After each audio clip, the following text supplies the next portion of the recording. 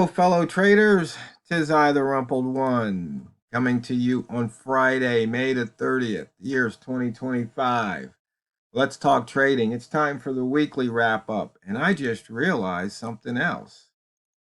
It's time for the monthly wrap up too, because this is the last trading day of the month. So might as well update that while I'm here.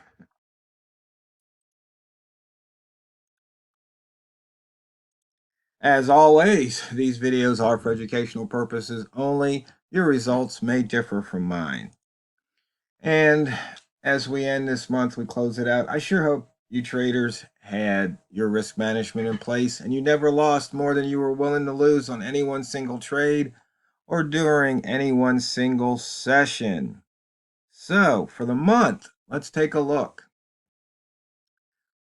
We are 148 pips above the monthly open.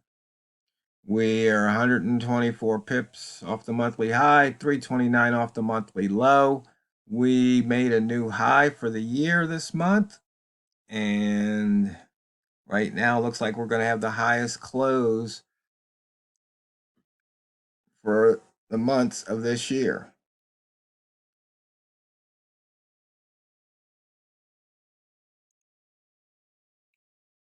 All the gaps have filled this week, the weekly open gaps. Daily, we are above the opening range for the month. We're below the opening range for the week.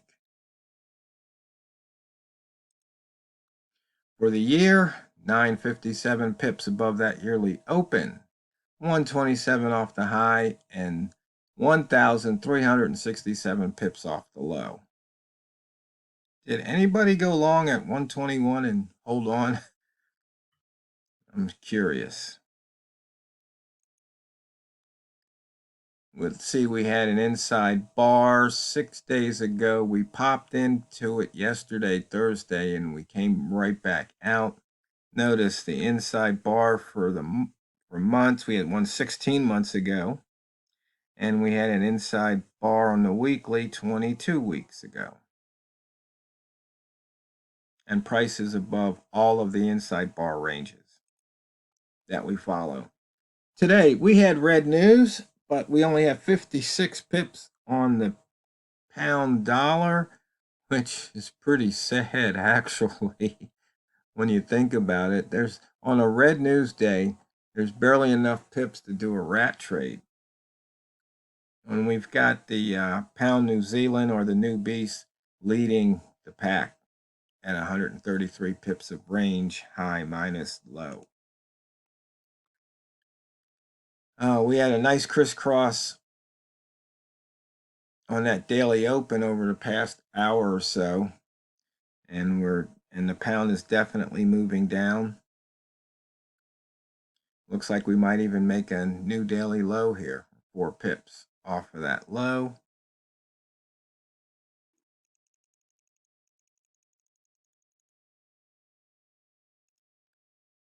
Okay, we, like I said, barely large enough. Green rats, you might want to start licking your chops. Get ready. So if it's down here, it breaks 55. That means it wants to hit 50. It might actually get down to the launch pad 40 to 49 area, and it could come screaming back.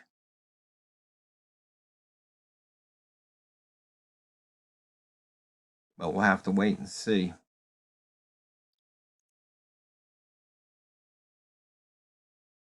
H4 covered the previous H4. Nice move. In fact, I was on the phone with Walmart, and he was saying that price likes to go back to the H4 open. And the Oracle was right. Okay, we're near the pivot. It says the bias is long. That paid off on the last H4. Bambino Flex said, look for longs. We've taken out the daily pivot. We've taken out the weekly pivot. And we've taken out the monthly pivot. So for monthlies, we've got one missed pivot way back in March, a couple months ago now. Weekly missed pivot, we have one here at 132.60, and that was last week's pivot right here. And for the daily, we have two missed pivots. We've got one from 2 days ago here, and then we've got one from the 21st. So we've got a lot of missed pivots so far this year. We've got 2, 4, 6, 7 missed pivots this year.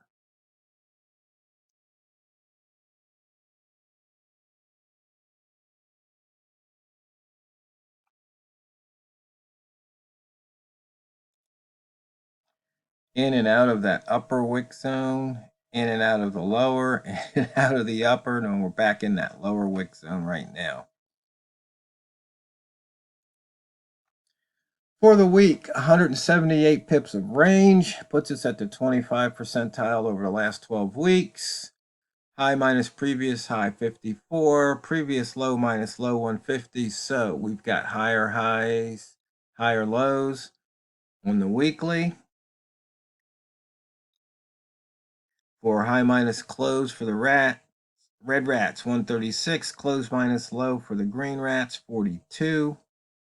So those paid off. And the weekly open crossover traders, high minus open 72, open minus low 106. So if you traded the weekly crossover, you were rewarded. And in fact, let's see, did you get that today? No, we didn't get the weekly. That was a couple of days ago. Came close.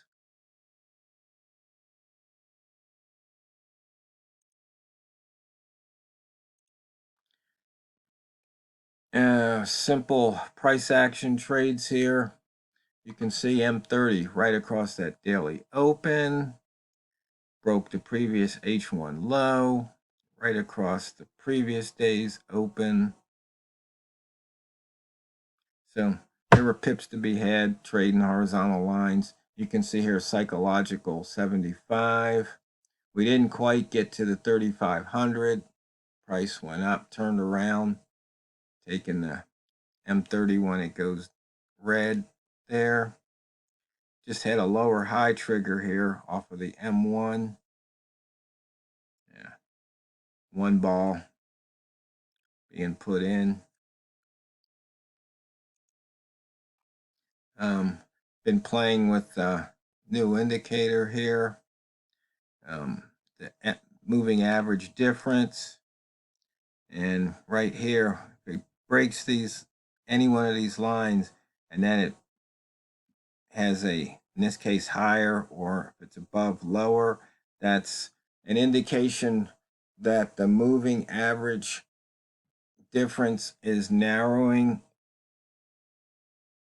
and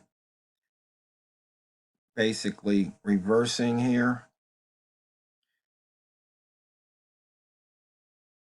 This trigger means it hit 9, and the first trigger's at 0.5. So here, right now, we've got this is lower, this closes lower, then you look to go the opposite way.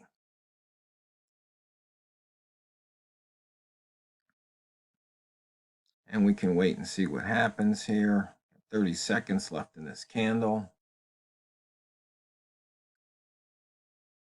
And the reason I wrote this, I've been trying to figure out something, how not to get inflected.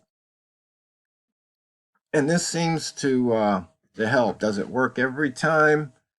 No, of course not. But it definitely keeps me out of some trouble, for sure. So you can see here, that was about the same, so that wasn't a trigger to go short.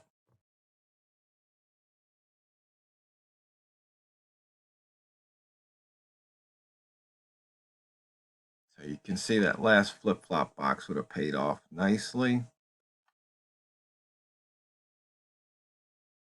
And, you know, I'm not sure how many traders that watch my videos are looking to make 10 pips or less or 5 pips or less versus making 10 pips or more. Maybe you can let me know what, when you enter a trade, what you're looking for. Because some people want to go for the bigger pips. Some people just want to smash and grab. So we'll let this candle play out. So you can see here, that looks like it's going to close. So that would be an indication to take that short. And right there, you could have picked up a quick pip. And a lot of times on these types of trades or trading like this, that's all I want. Just give me a quick pip, even if it winds up 0.7 or whatever. I'm in, I'm out. I've got more than I had started with. And once I'm out, my portfolio is no longer at risk.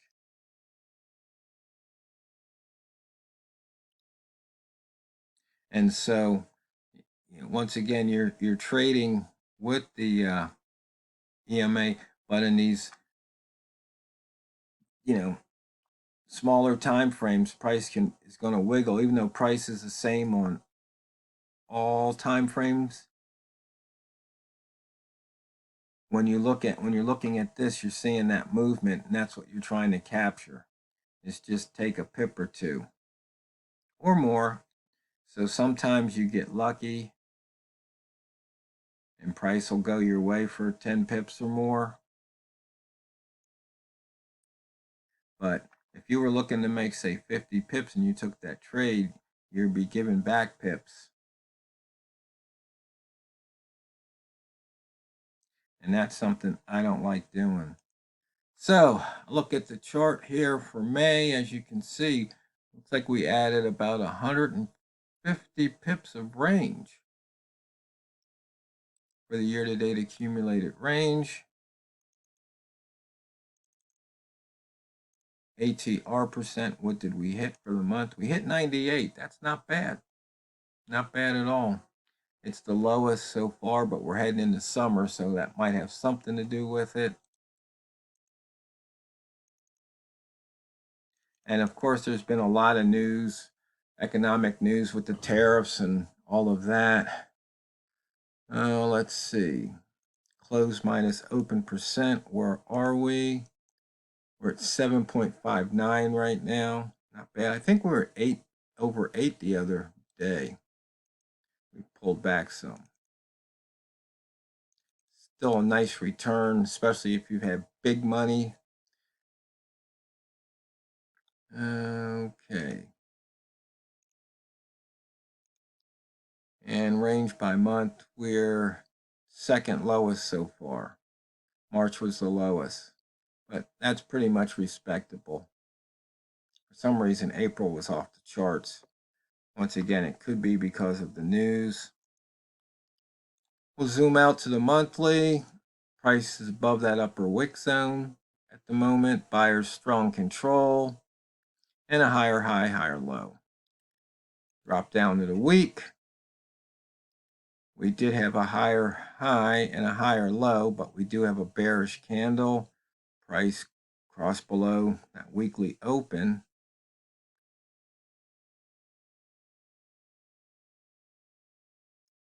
We drop down to the day.